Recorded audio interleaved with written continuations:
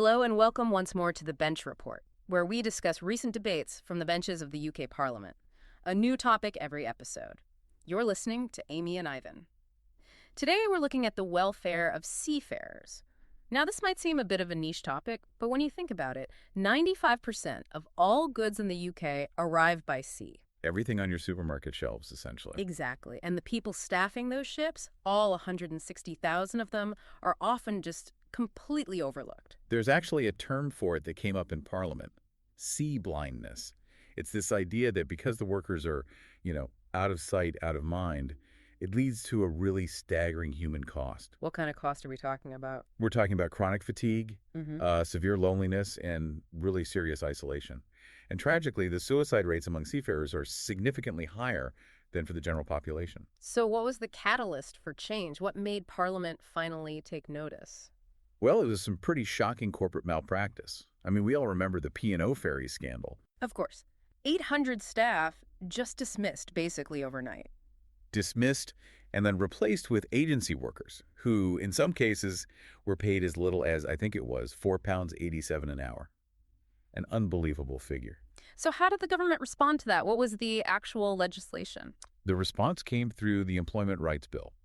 And the key policy, the real heart of it, is something called the Seafarers Charter. And this is mandatory, right? Not just a guideline. Absolutely. It's legally binding. It's meant to set firm rules on things like the maximum amount of time someone can be expected to work.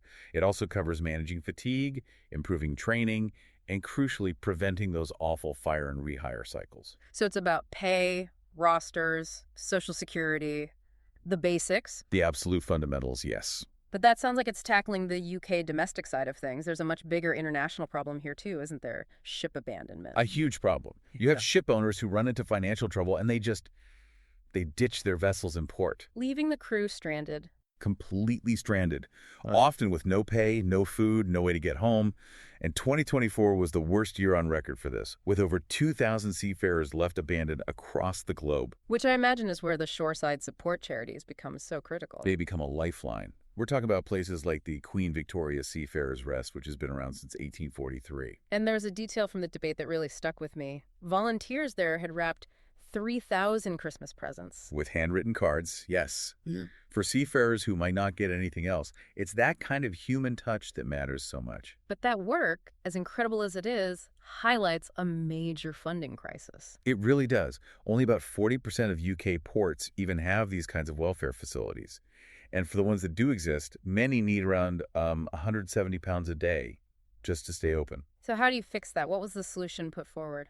A surprisingly simple one, actually. A proposed opt-out levy of just £50 per vessel visit. £50, and you compare that to typical docking costs, which can be over £100,000. It's a tiny fraction. It's almost nothing.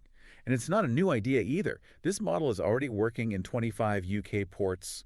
Humber Port, for example, raised over £72,000 last year with it. France, Germany, New Zealand. They all do something similar. But this must run up against broader international challenges. It does. The big one is the use of so-called flags of convenience. This is where ship owners will register their vessels in, say, Panama or Liberia, specifically to get around stricter labor laws and reduce costs. To undermine standards. Precisely. And that makes coordinated international action so important. And even on UK flag ships, there's still this really persistent issue of pay discrimination based purely on nationality. Yes, it's a practice that is, believe it or not, still legal today, paying non-EU nationals less for doing the exact same job. And the government is going to address that. They've committed to a consultation on it next spring. So there is movement, but it's slow.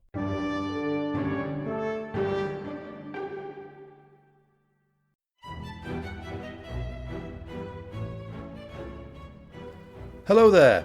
This is Tom, the producer of The Bench Report. Listener suggestions are vital to my mission of making politics more accessible and accountable. So, if you have an issue that's really important to you, personally or professionally, and want to know what those in power are doing about it, please get in touch via email or via our socials at Bench Report UK. I'll grab another coffee and start scanning those parliamentary archives.